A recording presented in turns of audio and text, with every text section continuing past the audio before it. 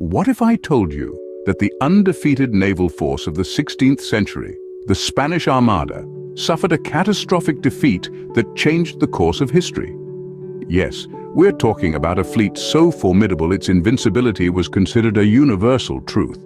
A force that dominated the seas with an iron fist, only to meet an unforeseen downfall. Intrigued? Well, you should be. Join us as we unravel the events that led to the fall of the once invincible Spanish Armada. The story begins in the late 16th century, with the religious and political tensions between Catholic Spain and Protestant England reaching fever pitch. The world was a chessboard, and the kings and queens its players. At the heart of the action was Queen Elizabeth I of England, a Protestant monarch in a time of religious turmoil. Elizabeth, shrewd and calculating, was not one to sit idly by. She offered her support to the Protestant rebels in the Spanish Netherlands, a bold move that was akin to poking a bear with a stick. And the bear in question? King Philip II of Spain, a staunch Catholic and a ruler not to be trifaced with. This audacious move by Elizabeth was like a thorn in Philip's side, further fueling the fire of their already strained relationship. But it was the execution of Mary, Queen of Scots, a devout Catholic, that was the final blow. This act was viewed as a direct affront to Catholicism by the Spanish king, who saw it as a call to arms. Philip, with his patience worn thin, decided that it was time for action. He began to plan an invasion of England, a daring and ambitious move that would change the course of history. With the stage set for conflict, the Spanish Armada was assembled, setting sail towards the English Channel. In July 1588, the Armada set sail, not knowing that they were heading towards a devastating defeat. The Spanish Armada, a fleet of 130 ships, was a formidable force, yet their strategic miscalculations would lead them towards an unexpected downfall. One such mistake was their choice of formation. The Spanish fleet adopted a crescent or half-moon formation. Although this allowed for a broadside attack and a strong defense against enemy boarding, it also made the fleet vulnerable. The formation was too large and unwieldy to maneuver quickly, and it left the fleet exposed to attacks from the rear. On the other side of the battlefield, the English were quick to exploit these weaknesses. They used innovative tactics, unlike anything the Spanish had encountered before. One such tactic was the use of fire ships, an early form of naval weaponry.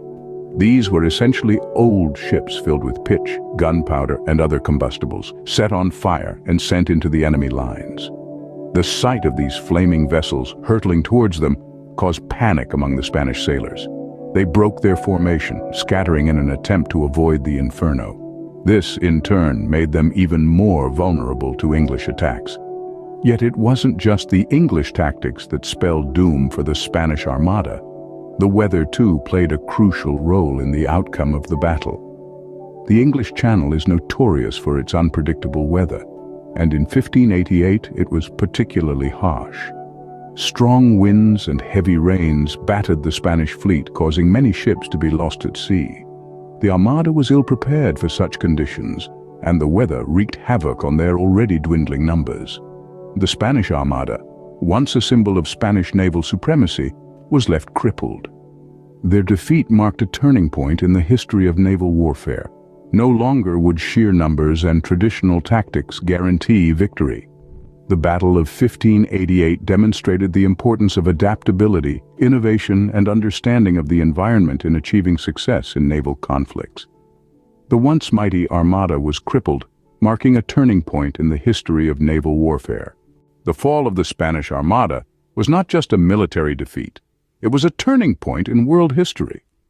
The defeat marked the end of Spanish dominance on the seas, paving the way for England to rise as a global maritime power.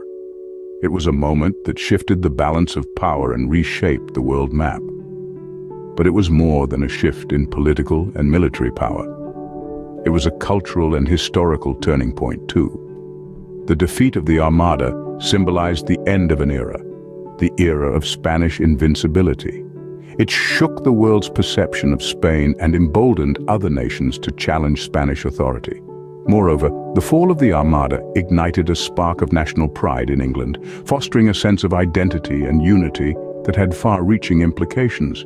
It became a symbol of resilience and courage, a story that has been told and retold for centuries. So the fall of the Spanish Armada serves as a reminder that even the mightiest can fall, and that the course of history can be changed in the blink of an eye.